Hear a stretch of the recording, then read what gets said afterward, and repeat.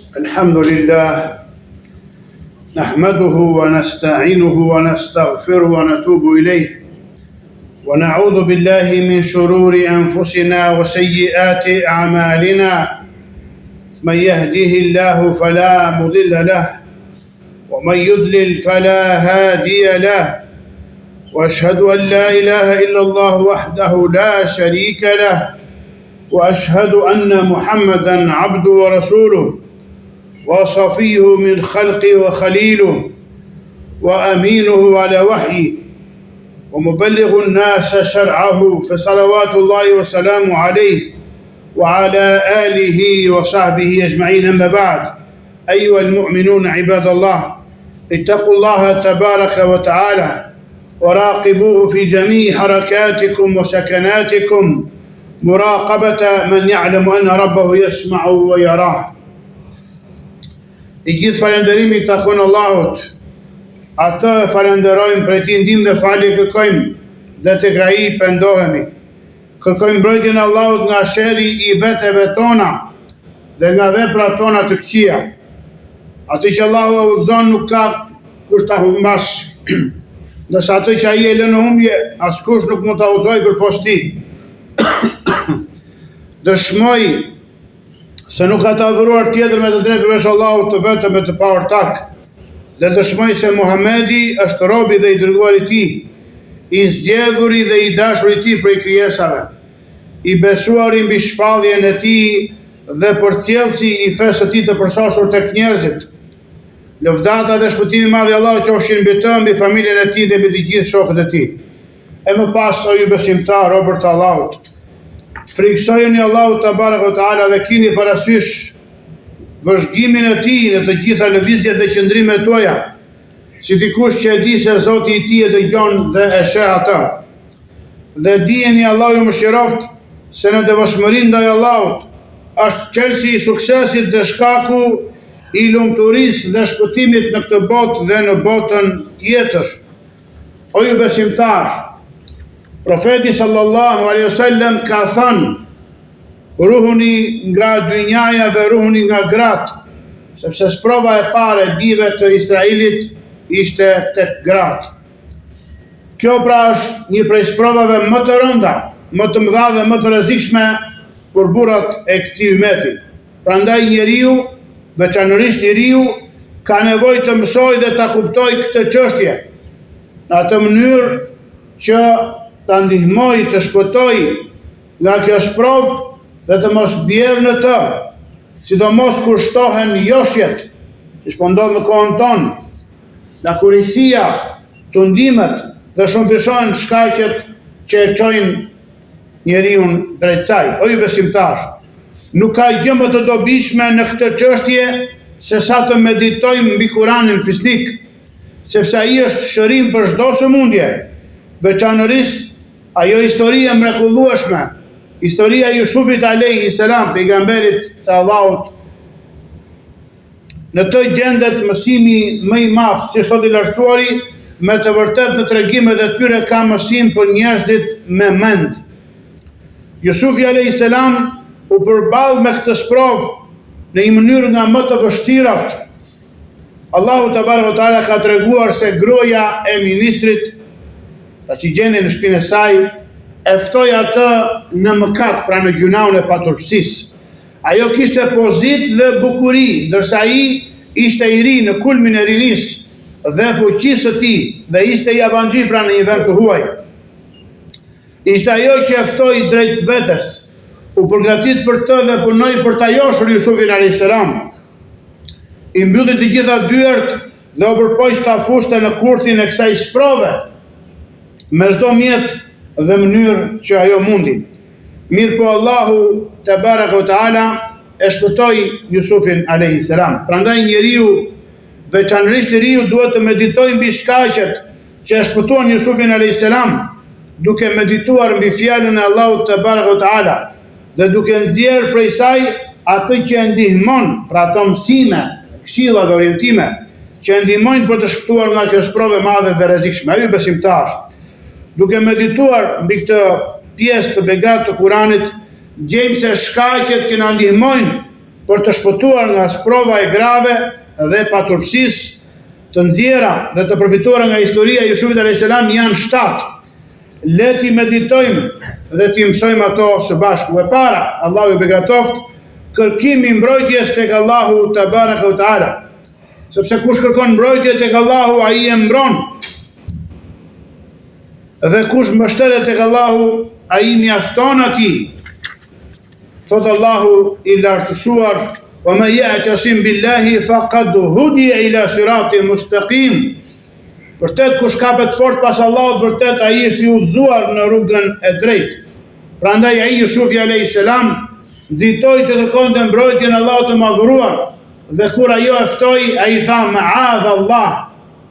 Pra kërkoi mbrojtjen e Allahut, domethënë kërkoi strehim të mbrojtjes tek Allahu nga kjo ftesë për në gjuna. Kërkimi mbrojtjes o ju besimtar është një fortesë e pathyeshme dhe një mbrojtje fuqishme që me lejen e Allahut te baraka wa taala e mbron besimtarin nga të gjitha sprovat që përballet dhe nga çdo lloj e keqe. E dyta e këtyre shkaqeve është që njeriu duhet të kujtojë në këtë situatë se kjo vepër është padrejtësi, madje një padrejtësi tepër e madhe. Kjo është një gjë që njeriu nuk do ta pranonte për familjen e tij. Për këtë arsye ai, pra Jusufi alayhis salam, duke e pasur parasysh këtë tha: "Innahu la yuflihu adh-dhalimun." Me të vërtet ai nuk u jep sukses zullumçarëve. Pra kjo është padrejtësi nga e cila ai që e kryen nuk do të ketë sukses, por do të jetë prej të humburve dhe të shkatëruarve. Allahu na ruaj nga humbja dhe shkatrimi.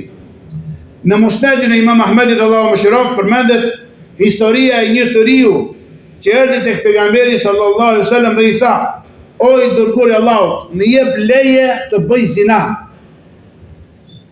Pra çfarë kërkese e pazakont dhe e ulët.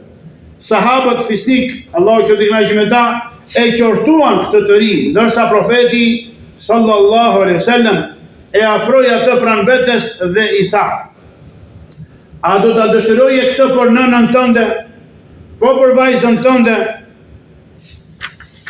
po për motrën tënde, po për hallën tënde, po për tezën tënde?" Pra duke i përmendur me radhë të gjitha gratë dhe femrat që ai ka lidhje farefisnore dhe ka xhelosi për to. Por çdo herë i riu përgjigje: "Jo për Allahun, më bëft Allahu kurban mua për ty." Atëherë profeti alayhi salatu selam i tha: "Po kushtu edhe njerëzit nuk e dëshirojnë këtë për nënat e tyre, për vajzat e tyre, për motrat e tyre, për hallat e tyre dhe për tezet e tyre, sepse kjo është një padrejtësi tepër e shëmtuar." E treta nga shkaqet e ruajtjes nga sprova dhe fitnë grave është ripërtëritja dhe forcimi i imanit. Imani të nderuar besimtar është mbrojtje dhe shpëtim për njeriu gjatë sprovave. Meditoni fjalën e Allahut të madhruar ku thot në surën Yusuf: "Wa laqad hammat bihi wa hamma biha lawla an ra'a burhana rabbi." Ajo e dëshiroi atë, ndërsa edhe ai do ta kishte dëshiruar atë, sikur të mos kishte parë provën e Zotit të tij. Kuptimi i saktë i prova e Zotit të tij është ajo që ai kishte prej diturisë dhe imanit alayhis salam. Forma më e madhe dhe më e lartë e imanit që e pengon dhe frenon njeriu është besimi në Allahun dhe në madhështinë e tij, si dhe bindja se ai i lartësuar dhe i madhëruari është informuar në detaje për robërit e tij, se ai e di të fshehtën dhe atë që flitet në fshehtësi, dhe asgjë prej tyre nuk i fshihet atij. Pra Allahu të shehet të dëgjon kur do erdhë gjithmonë. Ky është një argument i madh kur ai, pra kjo ndjenjë dhe ky iman dhe kjo dituri është e pranishme në zemrën e besimtarit në momentin e sprovës, atëherë njeriu turpërohet prej Zotit të tij dhe mbrojtësit të tij, që ai ta shoh robin në një vend ku ai e ka ndaluar. Dhe katërta, robër të Allahut, është realizimi i ikhlasit, realizimi i sinqeritetit. Sinqeriteti është shpëtim nga sprovat, shpëtim nga vështirësitë dhe siguri, nga fatkeqësitë dhe të këqijat. Meditoni historinë e Jusufit alayhis salam. Allahu i lartësuar thot: "Kedhalika linasrifa anhu as-su'a wal fahsha innahum min ibadina al-mukhlasin. Kështu ne e larguam prej tij të keqen dhe imoralitetin, pra paturpsin, sepse ai ishte prej robërve tanë të zgjedhur. Dhe në një lexim tjetër të kësaj fjale ka ardhur min ibadina al-mukhlisin. Pra ishte prej robërve tanë të sinqert, domethënë prej atyre që janë të sinqertë të përkushtuar ndaj Allahut te barekuhu teala. Kështu pra kush e pastron zemrën e tij për Allahun,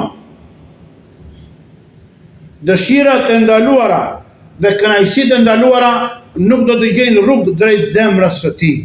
Pra sinqeriteti do të jetë mburoj prej këtyre të këqijave. E pesta, o robër të Allahut, është ikja. Pra të iki njeriu dhe të largohet me veten e tij nga sprovat, veçanërisht kur shkaqet e tyre janë shfaqur dhe janë plotësuar kushtet që mund të çojnë në to.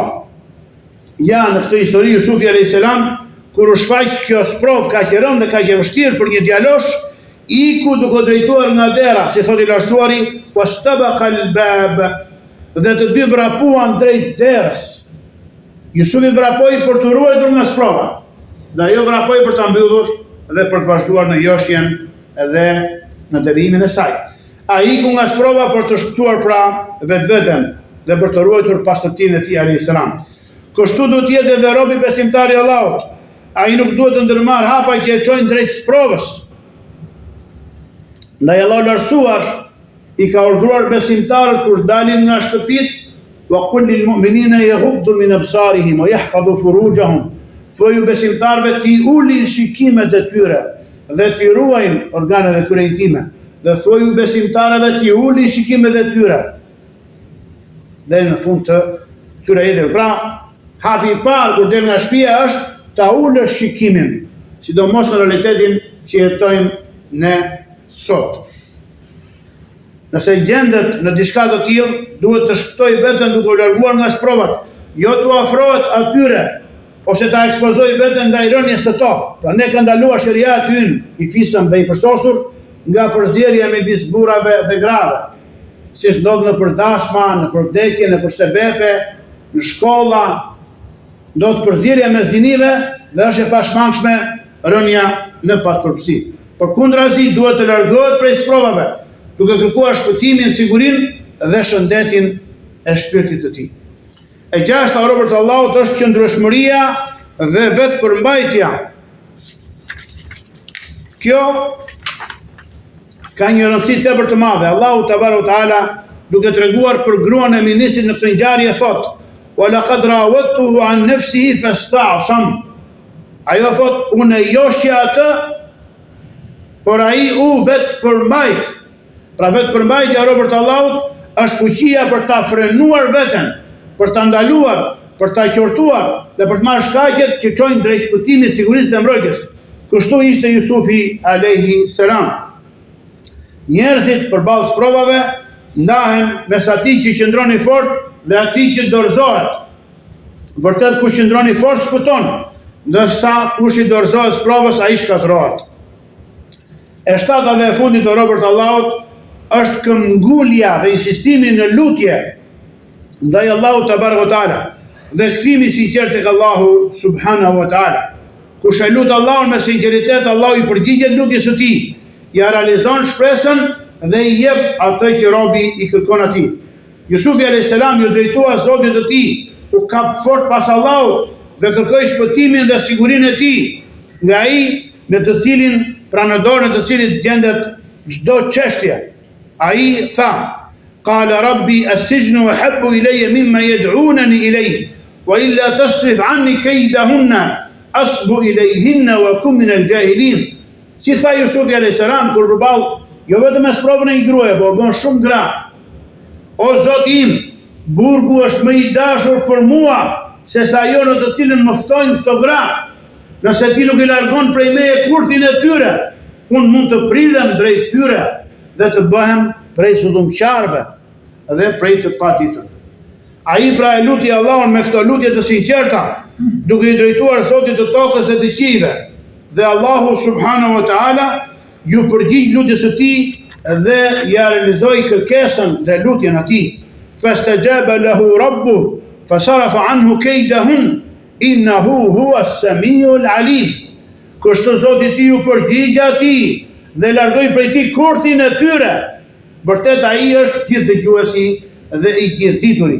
E lutim Allahun subhanahu wa taala që të na furnizojë të gjithë me kuptim të thellë dhe të saktë të fesë së tij, me meditim të mirë mbi librin e tij dhe me bukurinë e pasimit të profetëve dhe të zgjedhurve të tij alayhis salam, e të na bashkojë me të devotshmit prej robëve të tij.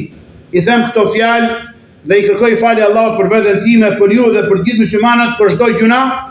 Kërkojini atij falje sepse ai është falësi i madh dhe mëshirëplot. Alhamdulillahi rabbil alamin wala aqibatu lil muttaqin wala udwana illa ala zalimin.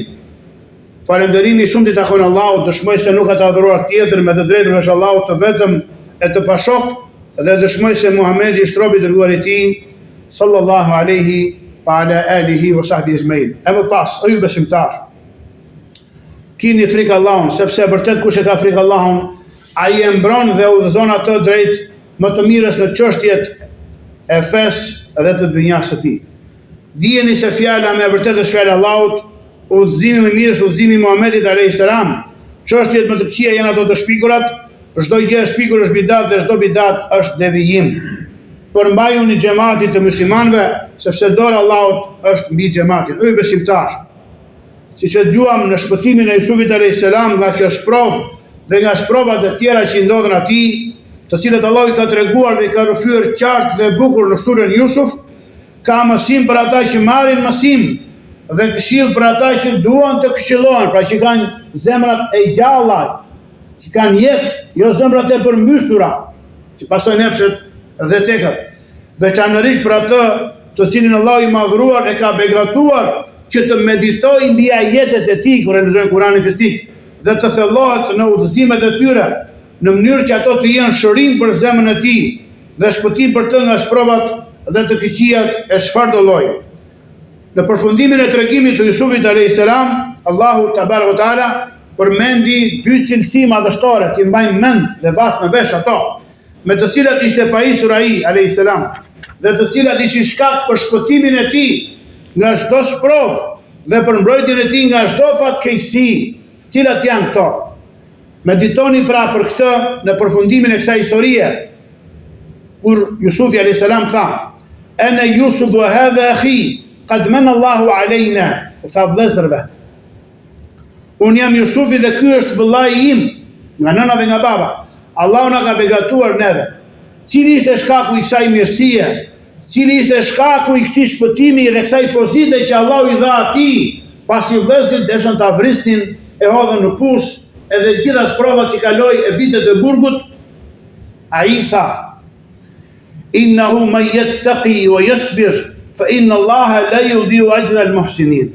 Vërtet kush e ka frikë Allahun dhe duron, padyshim që Allahu nuk ka humbur shpërblimin e bamirësve. Allahu bashkoi tek ai, tek Jusufi alayhis salam, takuan dhe sabrin, domethënë devotshmërinë dhe durimin. Këto të dyja janë mbrojtje nga sprovat dhe shpëtim nga çdo shkatërim. Allahu na furnizoft të gjithëve me devotshmëri të mirë, na bëf prej robërve të tij bamirës dhe na mbrojt nga sprovat të dukshmet dhe të padukshmet. Së fundmi robër të Allahut dërgoni salavate dhe selame, Allahu ju mëshiroft, mbi Muhamedit të birin e Abdullahut, ashtu siç u ka urdhëruar Allahu te baratale duke thënë: "Inna Allaha wa malaikatahu yusalluna 'alan nabi, ya ayyuhalladhina amanu sallu 'alayhi wa sallimu taslima." Vërtet Allahu dhe engjëjt e tij dërgojnë salavate mbi pejgamberin. O ju që keni besuar, dërgoni salavate mbi të dhe përshëndeteni me selam të plot. Dhe profeti alayhis salam ka thënë: "Kush dërgon një salavat mbi mua, Allah dërgon mbi të 10 të tilla." A 10 salavate, o Allah, dërgo salavate mbi Muhamedit dhe me familjen e Muhamedit, ashtu si dërgove salavate mbi Ibrahimin dhe mbi familjen e Ibrahimit. Vërtet je i falendëruar dhe i lavdëruar. O Allah, begatoje Muhamedin dhe familjen e Muhamedit, ashtu si begatove Ibrahimin dhe familjen e Ibrahimit. Vërtet je i falendëruar dhe i lavdëruar. O Allah, je i kënaqur me prisit e drejt pas ti, imamët e udhëzuar, Ebu Bekrin e Siddiqun, Umerin el Faruq, Othmanin posedusin e dy dritave dhe Ebul Hasaneni Aliun. O Allah, i kënaqur me gjithë sahabët, me tabiinët dhe ata që i pasuan ata me mirësi deri në ditën e gjykimit. Dhe përfshina dhe ne bashkë me ta me mirësinë, bujarinë dhe fisikrinë tënde, ama bujarëve. O Allah, forcoje dhe nga dhjeje Islamin dhe muslimanët. O Allah, ndihmoje ato që ndihmon fen tënde, librin tënd dhe sunetin e profetit tënd Muhammed sallallahu alaihi wasallam. O Allah, ndihmoje vëllezërit tanë musliman të dobësuar dhe të shtypur kudo që ndodhen në botë. O Allah, na jep siguri. O Allah, ruaj i vendet tona, përmirësoj prisit tanë dhe ata që kanë për përgjegjësinë e çështjeve tona. Bëje udhëheqjen tonë në duart e atyre që të friksohen ty, të ruhen nga mëkatet dhe ndjeki kënaqësinë tënde o Zoti i botëve. O Allah, udhëzoj pushtetarët tanë. O Allah, udhëzoj pushtetarët tanë drejt asaj që ti e do, dhe me të cilën ti je i kënaqur prej fjalëve të drejta dhe veprave të mira. O Allah, na jep ne muslimanëve sukses në ftesën e tyre në tauhid dhe në sunet, dhe në atë që ti e do dhe me të cilën ti je i kënaqur o posëdhuesi i madhështisë dhe nderimit. O Allah, jep shpirtrave tanë dhe vëshmërinë e tyre dhe pastroj ato. Ti je më i miri që i pastron dhe u fal atyre të lirësi, ti je mbrojtësi dhe sotërësi tyre. Zoti ynë na jep të mira në këtë botë dhe të mira në botën tjetër dhe na ruaj nga dënimi i zjarrit. O Allah, na fal neve, prindrit tanë, prindrit e tyre, pasardhësit e tyre, si dhe muslimanët dhe muslimanët, besimtarë dhe besimtare të gjallë prej tyre dhe të vdekurit, dhe na shto ditën kur do të japim llogari. Vërtet ti je afër dhe i përgjigjesh lutjes sonë. Dhe përfundimi i lutjes sonë është elhamdulillahi rabbil alamin.